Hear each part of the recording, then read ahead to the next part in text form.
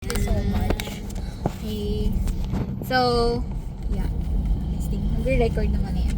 So, we're going to SM Baliwag. Yan. Tingin kami ng bagong phone. Wag mo nang iyan. Mamaya ma-jinx. Ay, pupunta lang kami doon para mag-merienda.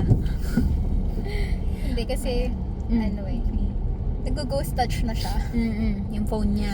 And may mga nag-chat na siya ng mga unnecessary. Sana diretso na dun sa crush niya sana yung chat, di ba? Para, kaso mahirap ka na. So, yan. Para maging palaban na. Ayan. Parang bago ligo kayo. Kaya nga eh. Hindi kasi pagkaligo ko kanina, nag-clam lang ako kasi tapos na yung lunch break ko. So sabi ko mamaya na ako. Tapos dumating ka na. Tapos ayan. Kaya ayan, basa-basa pa. Buti nga, diretso pa din siya. 3:30 traffic na sa Baliwag. Oo, dapat doon ka duman sa kabila. Ayun anyway, hindi kasi gawa na may kalsada doon. Hindi pa, di ba? Ewan ko, hindi ka napunta. Pero so buo next na. day lang ako kay Layan for 30 minutes. Alam na, sira ni kulot ko. Di ba na ito? Ganda na magkakaano. Eh, yung electric fan kasi doon gumaganon. Kaya ganon. Tsaka umuulan kasi. Very humid. Ano ba? Ano ba yan? Nakakawala ng ganda doon sa lote. Oo, sabi ko yun. Kaya kailangan yung ganda mo doon legit kasi kung hindi, naku.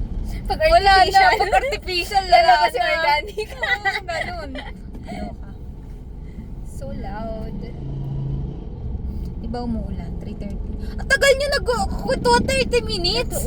Totoo. Di ba? Hindi ka namawit eh. Nakatayo ka. Pero, Oh. pero na-miss ko si Tita Cora. Oo. Eh, syempre, maano din yun kakwentuhan eh. Palaban Chika din din. yun eh. Oo. Parang ako yun eh. Kaya lang, ang problema, Sinusubok- less galit version. Sinusumbong ka nga sa akin. Bakit? At ikaw daw. O, teka, ikat ko na to.